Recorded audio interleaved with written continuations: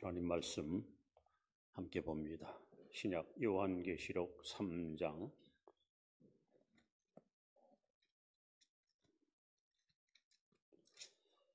1절로 3절 말씀을 교독합니다. 신약 400페이지입니다. 요한계시록 3장 1절 제가 먼저 읽습니다. 사대교회 사자에게 편지하라. 하나님 일곱 영과 일곱 별을 가지신 이가 이르시되 내가 내 행위를 아노니 내가 살았다 하는 이름은 가졌으나 죽은 자로다.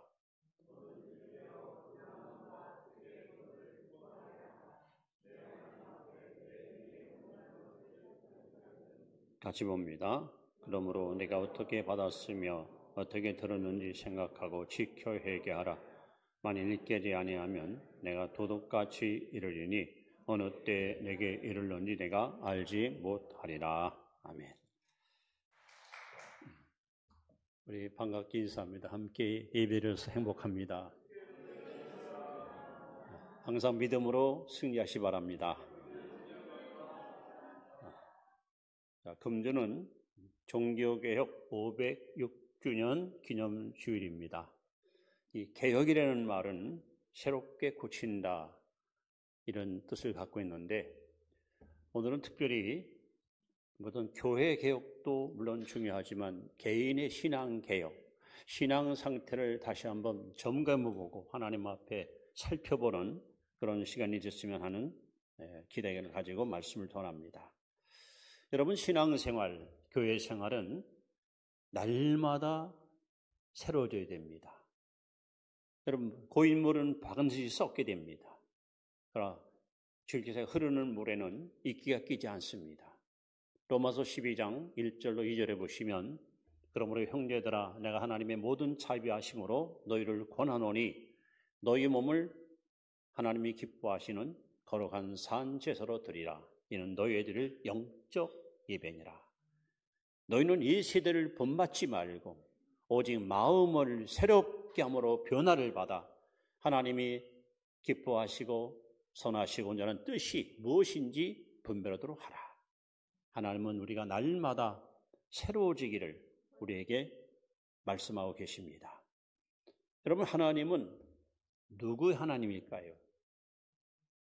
하나님이 나의 하나님이 되려면 하나님이 내 하나님 되려면 하나의 영적 조건이 필요합니다. 마태복음 22장 32절에 예수께서 말씀하기를 하나님은 죽은 자의 하나님이 아니요 산 자의 하나님이라. 하나님은 죽은 자의 하나님이 아닙니다. 산 자의 하나님입니다. 그럼 산 자가 누굽니까? 요한일서 5장 12절에 아들이 있는 자에게는 생명이 있고 하나님의 아들이 없는 자에게는 생명이 없느니라. 여러분 안에 예수 있으면 우리는 산 자고 내 안에 예수 없으면 우리는 영적으로 죽은 자입니다. 여러분 안에 예수님 있습니까? 이스라엘의 3대 왕 솔로몬은 그야말로 지혜의 왕입니다. 그가 기록한 전도서 7장 4절에 보시면 이렇게 그는 말합니다.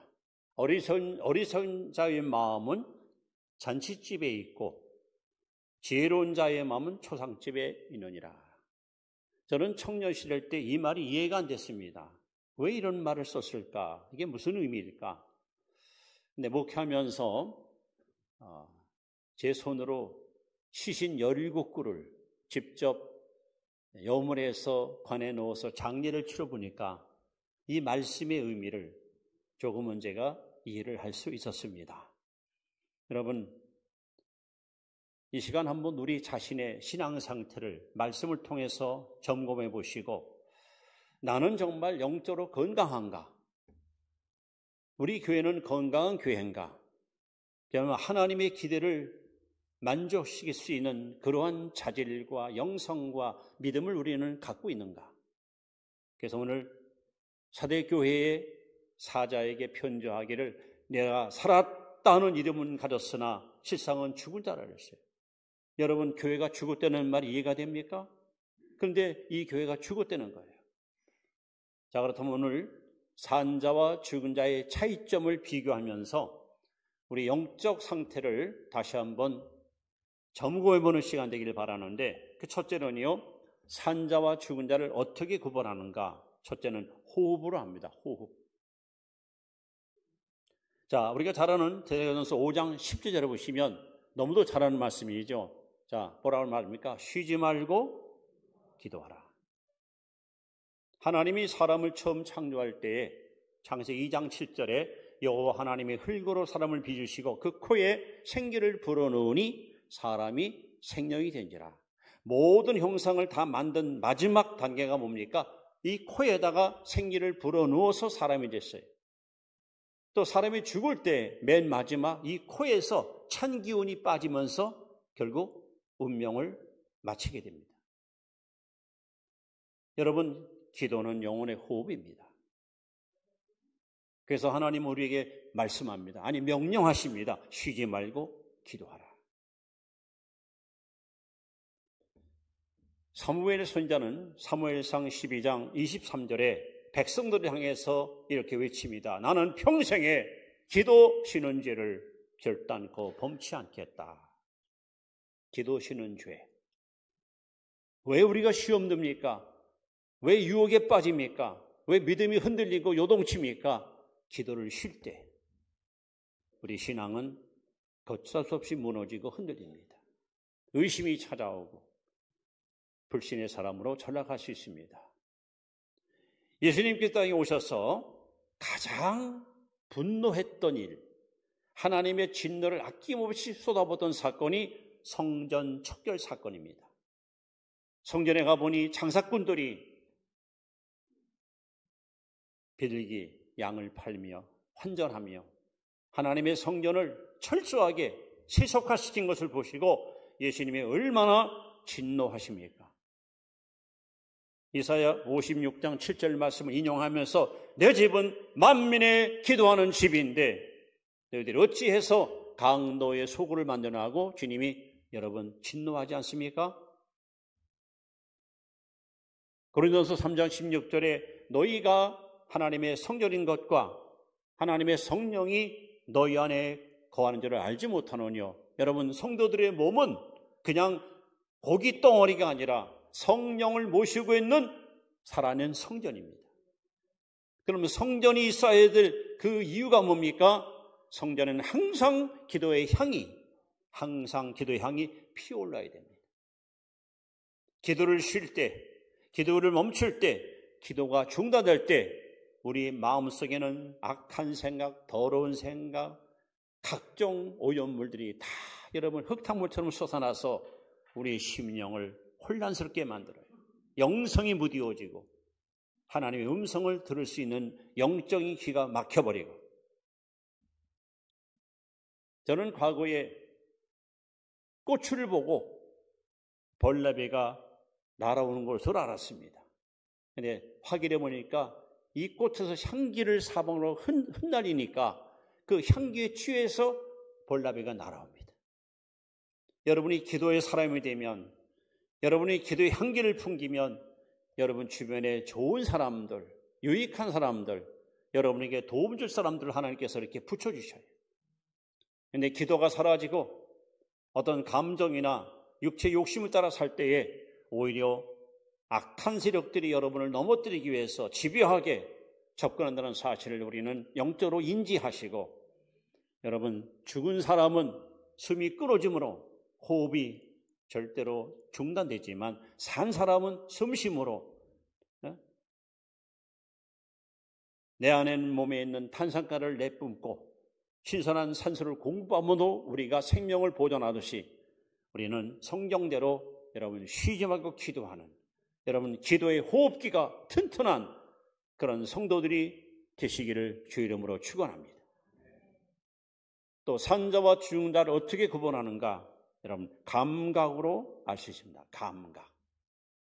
자, 시편 49편 20절 말씀을 함께 읽습니다. 시작. 존귀하나 깨닫지 못하는 사람은 멸망하는 짐승 같도다. 흔히 사람을 가리켜서 만물의 영장이라 합니다. 만물의 영장. 그러나 아무리 사람이 존귀해도 하나님의 뜻을 알지 못하면, 뜻을 깨닫지 못하면, 말씀을 깨닫지 못하면 마치 멸망받을 짐승만도 못하다고 하나님은 말씀하십니다. 여러분, 죽은 사람은 아무것도 못 느낍니다. 기쁨을 느낍니까? 고통을 느낍니까? 여러분, 시체를 뭉둥이로 때려보세요. 아픔을 느낍니까?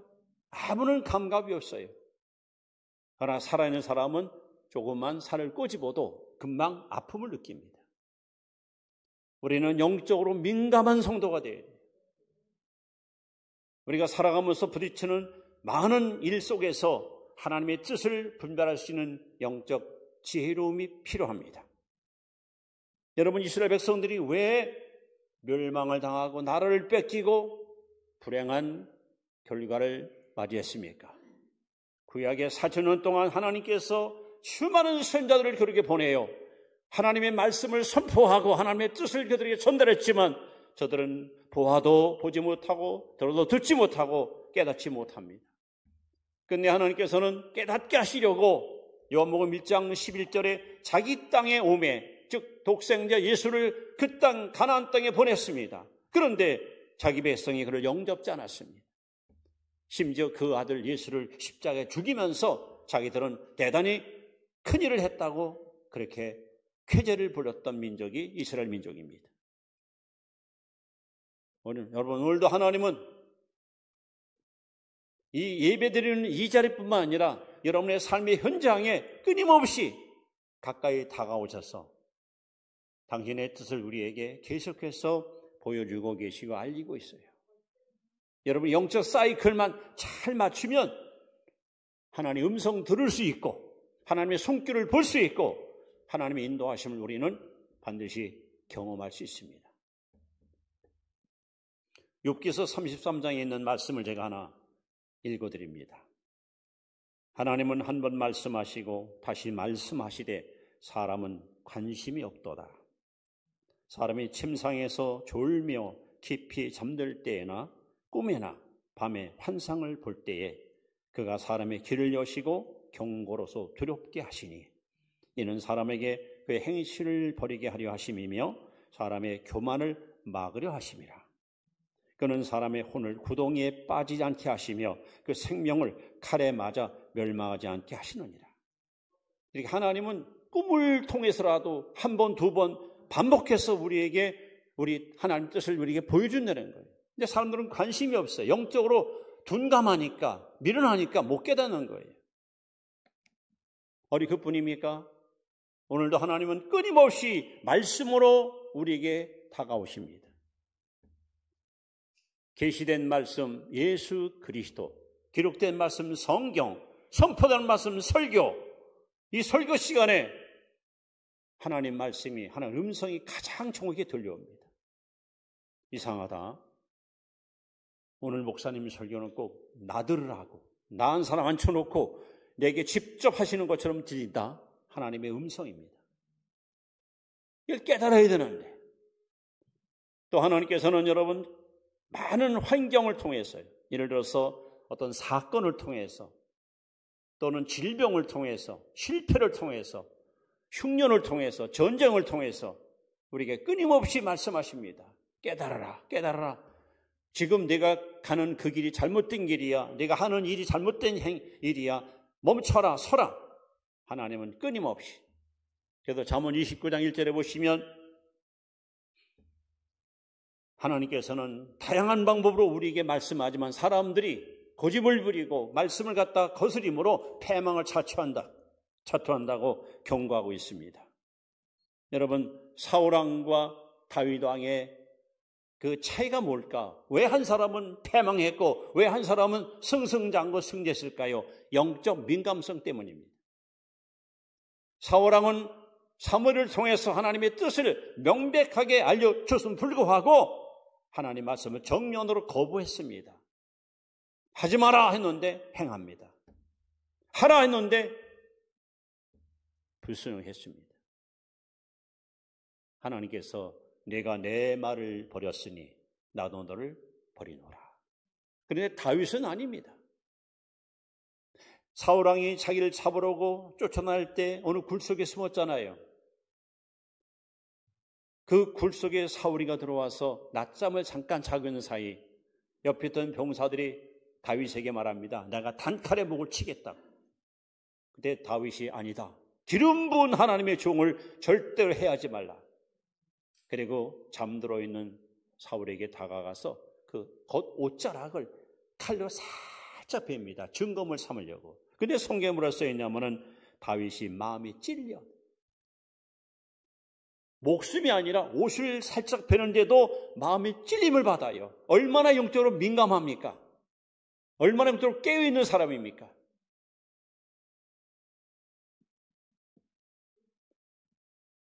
하늘에 날아가는 참새 한 마리도 하나님 허락 없이는 떨어지지 않습니다.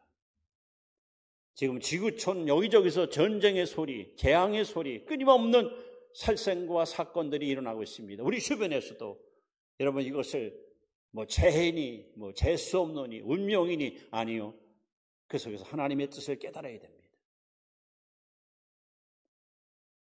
아무 이유 없이 하나님은 우리에게 실패를 허용하지 않습니다.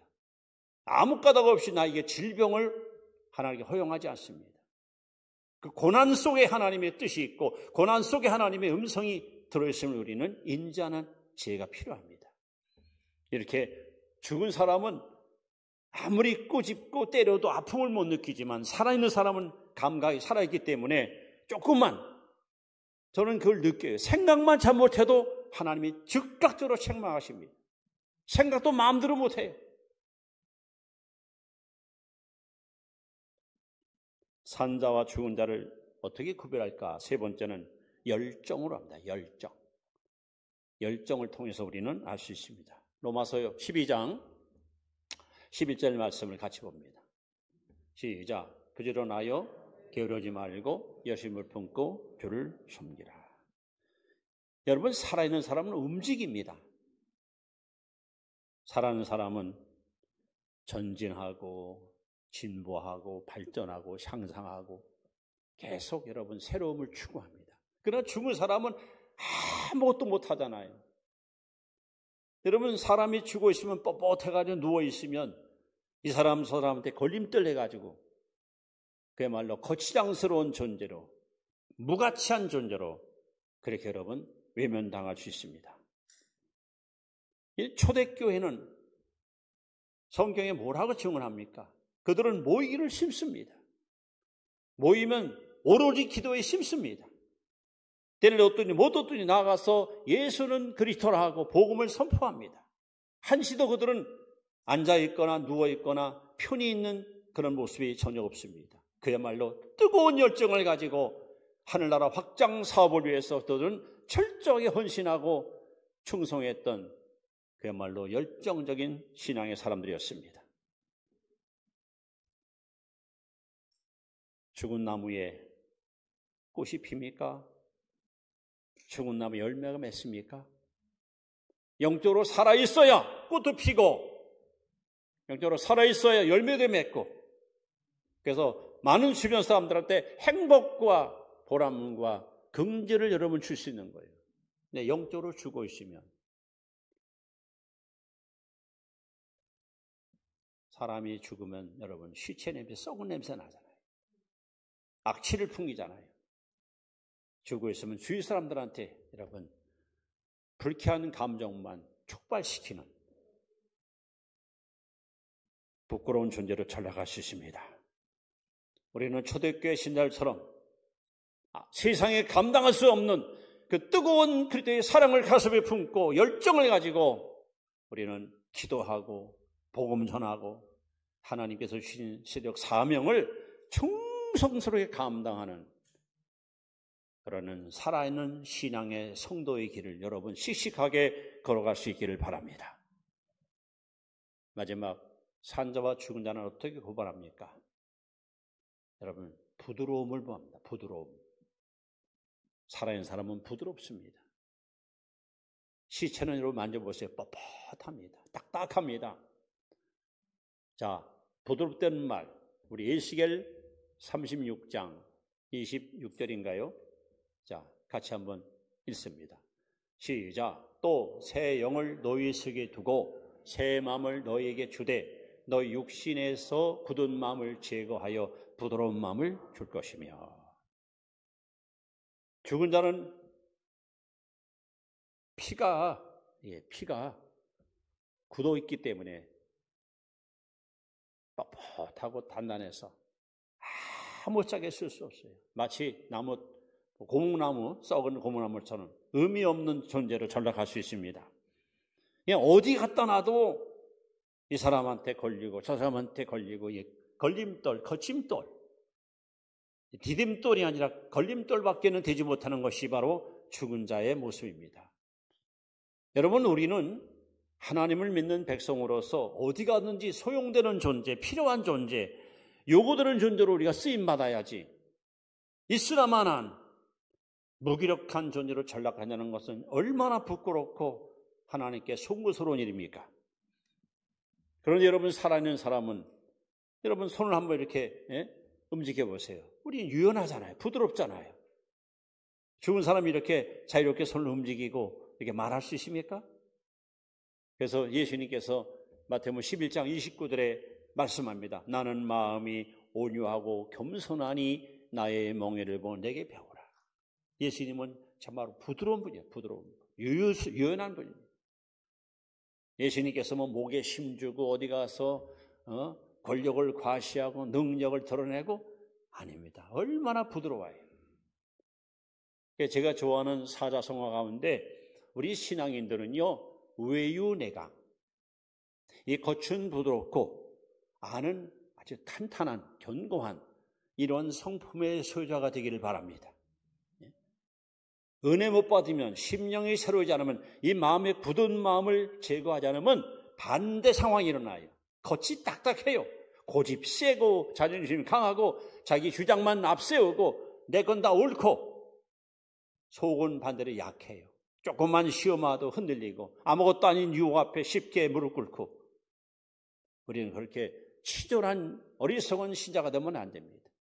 내 앞에 어떤 현란과 역경이 휘몰아쳐도 주님을 향한 우리의 신앙의 발걸음한 멈출 수 없고, 하나님 주신 이 사명을 감당하는 일에는 정말 목숨까지도 내놓을 수 있는 그런 강한 의지와 결단을 가지고 우리는 전진하는 삶을 살아야 됩니다. 죽은 자는 마치 길바닥 같아, 길바닥. 마음이 딱딱해 있기 때문에 말씀을 아무리 뿌려도 싹이 나질 않아. 심령의 변화가 없어요. 열매가 따라오질 않아요.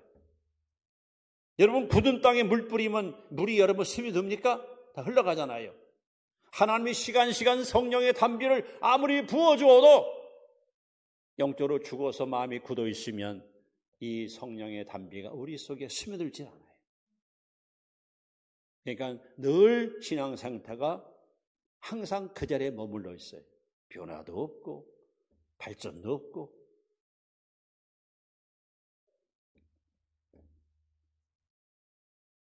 우리 예수님께서 주신 말씀대로 여러분, 이 시간 하나님이 우리 마음의 굳은 마음을 제거해 주시고 부드러운 마음을 부어주시기를 바랍니다. 우리 찬송은 나오잖아요. 주님의 권능은 한없이 크오니 돌 같은 내 마음 곧 녹여 주소서.